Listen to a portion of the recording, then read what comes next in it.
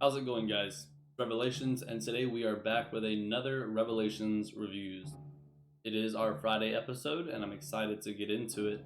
With that, today we are playing, as you see below, Bad North, which is a very simplistic game from what I've heard, and at the same time, very difficult from what I've heard.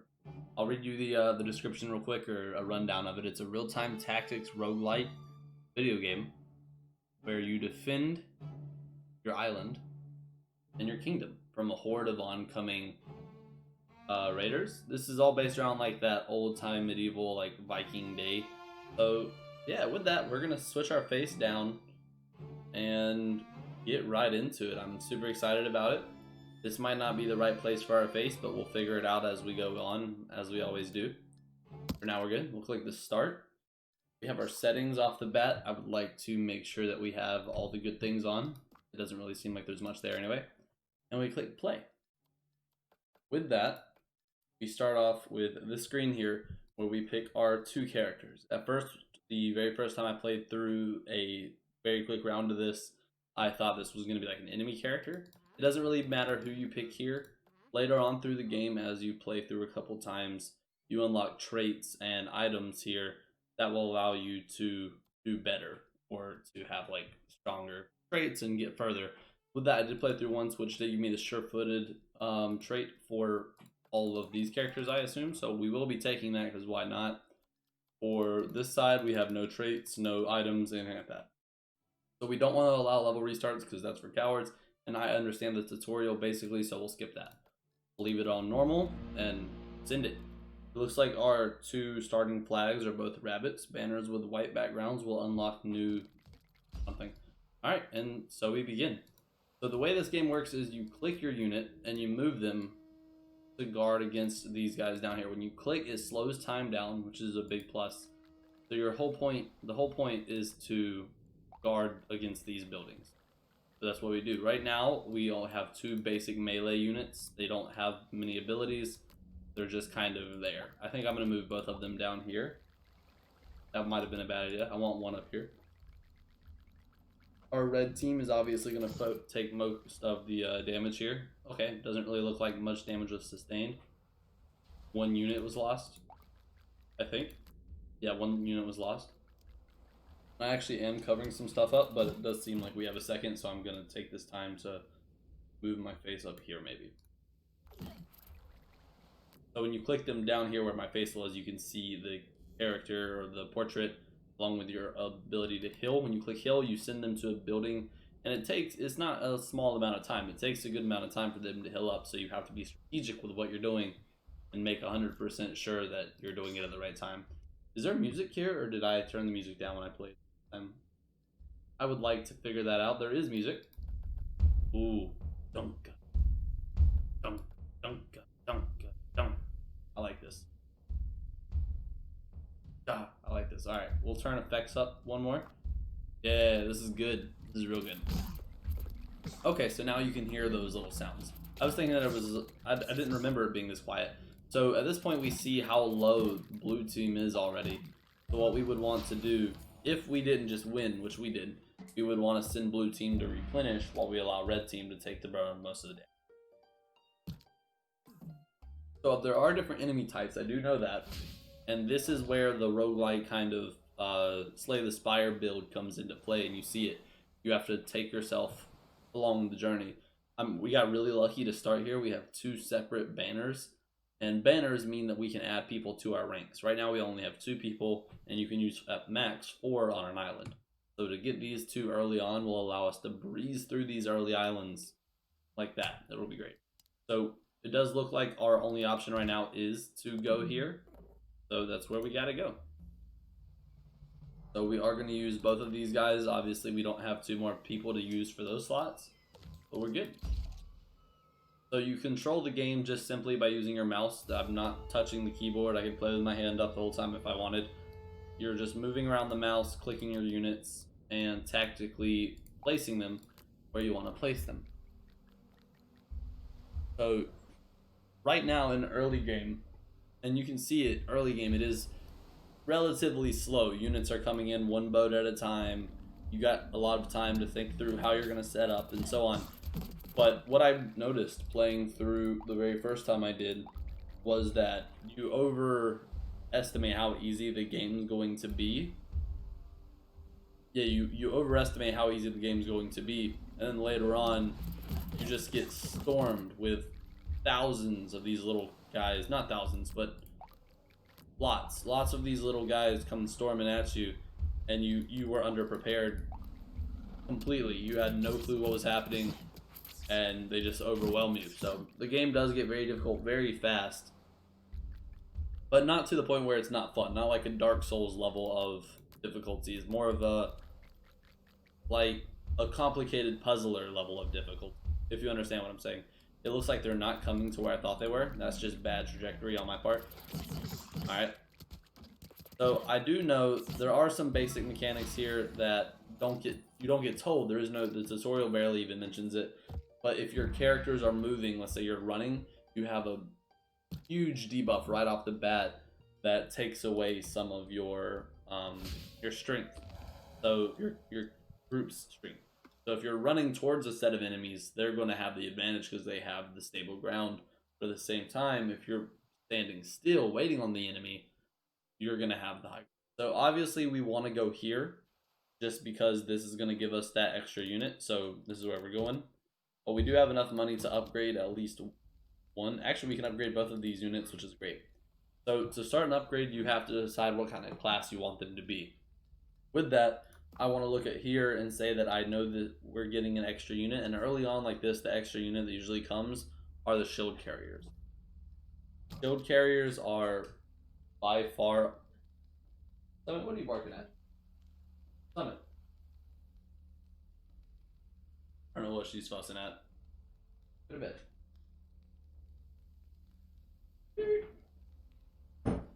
Alright, so shield carriers are very weak against lances, but super strong against bows. So what we want early on is to absolutely have a pikeman. What pikemans do is it allows for stable positioning, and anybody that comes near them basically gets destroyed right off the bat. And we'll take an infantry unit as well. Infantry units are just all around good. They don't have a weakness, they don't have a strength, they're just all around and know what they do. So we're good. This time we have 3 because we are also getting the local commander, which is the person that was on this island with us that we're trying to recruit. So he'll help us as well. So we have an infantry unit, and I was wrong. Those are bow guys, and them being bow people, not gonna lie, does worry me. But we do have infantry that have shields, which is going to be our saving grace for the bow people. We want to keep these guys away from them at all costs, because these guys are extremely, and I mean extremely weak to bows. If they get anywhere near them, they will just start getting taken out like that, and you'll lose that unit so fast.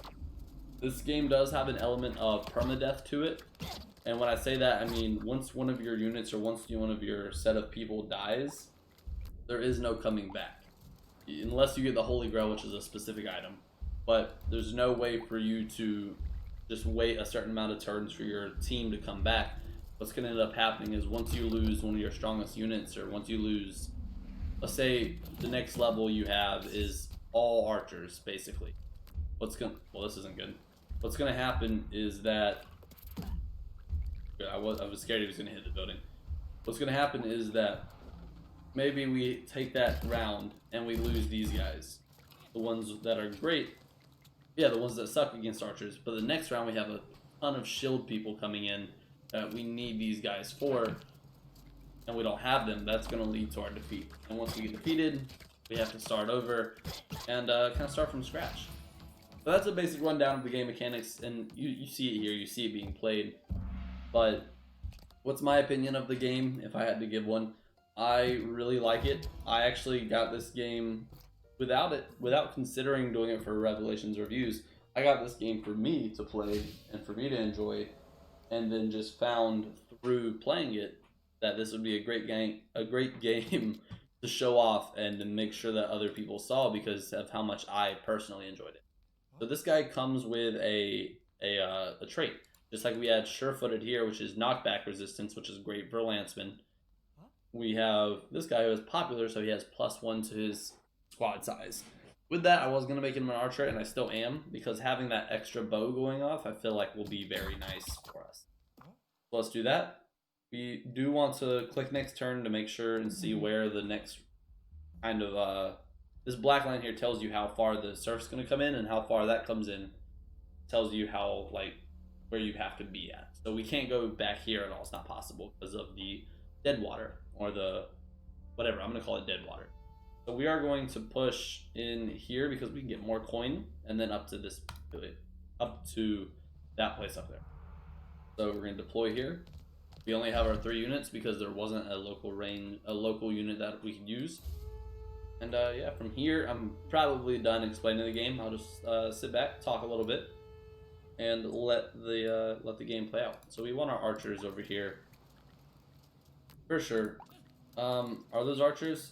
Those look like archers to me. I need to turn these guys around, which means that we want our shield units here and our, yeah, having that extra archer in the group from the popular thing, I think was a great idea.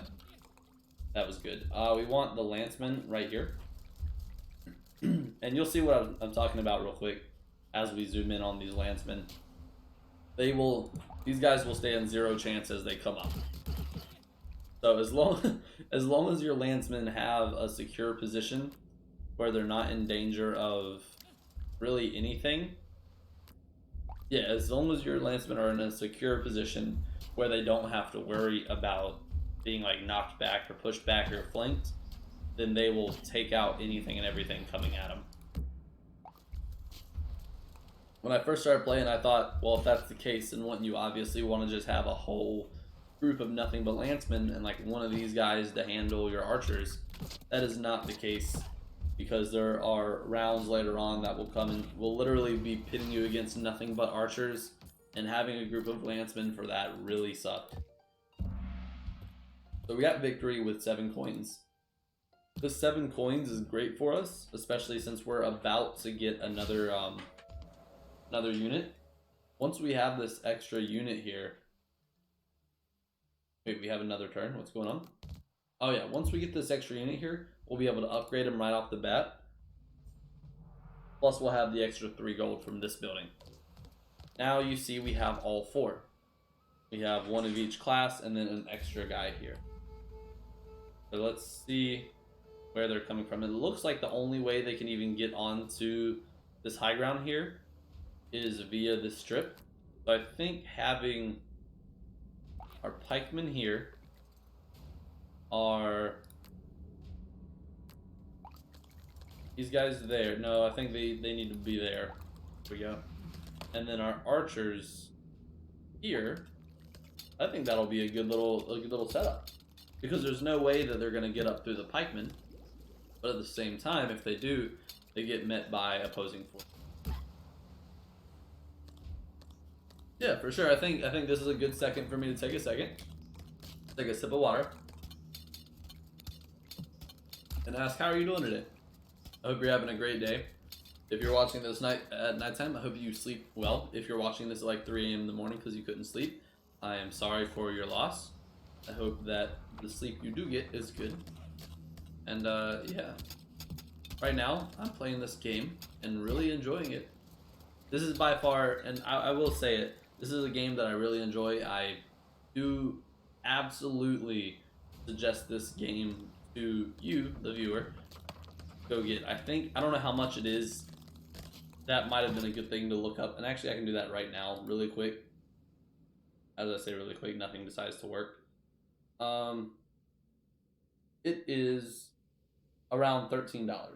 You can get it on sale for $10. That's what I got it, I'm pretty sure. But I really do suggest it if you like basic, and basic it sounds like a bad word, or sounds like a wrong word to use for this.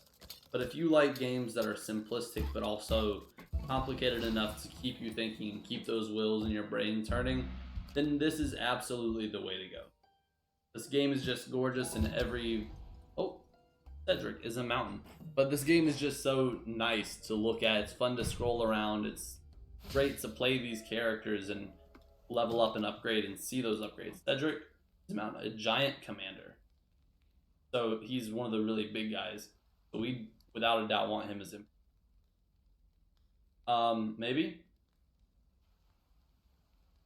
Wait a second. I don't. Giants are hard to push back, right? I would assume so. So let's make Cedric a pikeman. Let's give Cedric a pike because we want him in like that forefront, but at the same time, you know what? I think infantry sounds right. I think knockback resistance we already have. I think we're good. So it's next turn. This is going to be a spicy one. It has a lot of buildings, which will be great for us. And the next one is good. We'll get an item.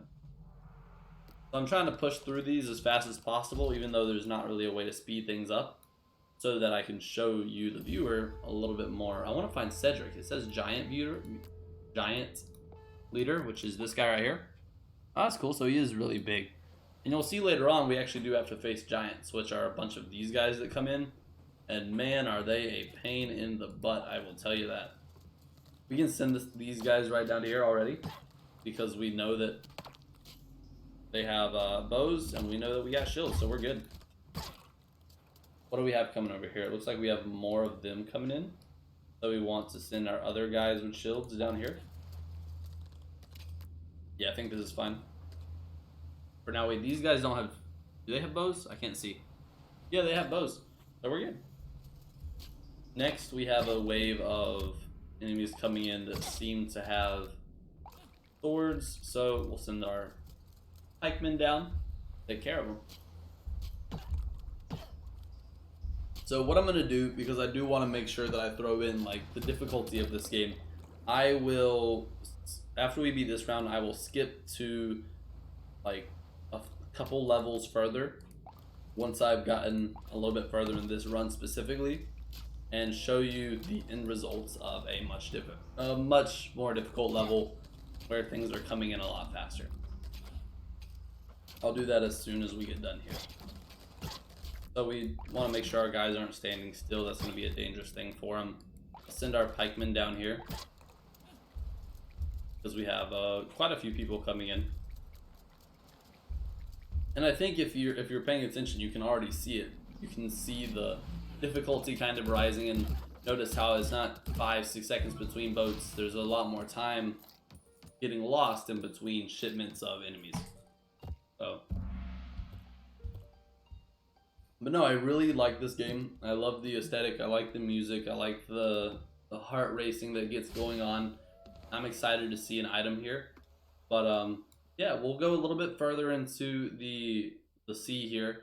We're on level 5, it looks like right now. But once we get further on and it gets a bit more difficult, I will jump back in and I'll let you see the progression of how the game has in 20 minutes of gameplay.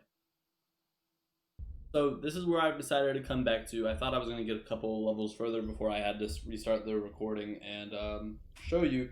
But then I heard the bell and the final wave incoming, and I look around to see this. I don't know if you can see it. My face is covering a few of them. We got 3 ships coming in down here, 4 ships coming up here. And yeah, we're looking decent, but at the same time, this does not look good. So this is what you can expect. All the levels end up looking a lot more like this as time goes on and as gameplay furthers. So, but yeah, like wave after wave of this is what comes in, and you can see all these boats. This is one level that I've been playing, and these are all boats from all the enemies that have been coming in throughout the round. And you can see you start losing out on little guys like this that get past you. There's not much you can do. You can't reallocate troops this late in the game, and you start taking damage. We handled this pretty well. We're good, and we've spent a lot of time upgrading and leveling up our guys, which you'll see in a second, and I want to make sure I show that off before I close out the game so you get a good impression of what this is. So we fought 49, 31, 8, and 3, and these are different enemy types that were coming through as well. Checkpoint reached. So as you can see, as you get further on, it will allow you to kind of hit that checkpoint to feel a little bit of a safety. But yeah, you can see that we've provided items to a few of our characters like this, which allows them to be deployed twice. We actually did lose Lucan. Lucan died. He got wiped out by some giants, but it's okay. We pushed forward. We succeeded. We did good, and we can level this guy up again. But yeah, so that's Bad North. I hope you enjoyed the gameplay. I hope this is a game that you might turn around and go buy. If you do, feel free to tell your friends about it. And if you do like the game and you enjoy it, playing it or whatever, feel free to come back to this video and give it a like, because you know I turned you on to it. But it's up to you. It's your choice, obviously. But I want to say thank you so much for watching. It means a ton. If you like the video, don't forget to leave a like, subscribe if you want to see more of these Revelations reviews every single Friday. And yeah, I will see you next time. Peace out.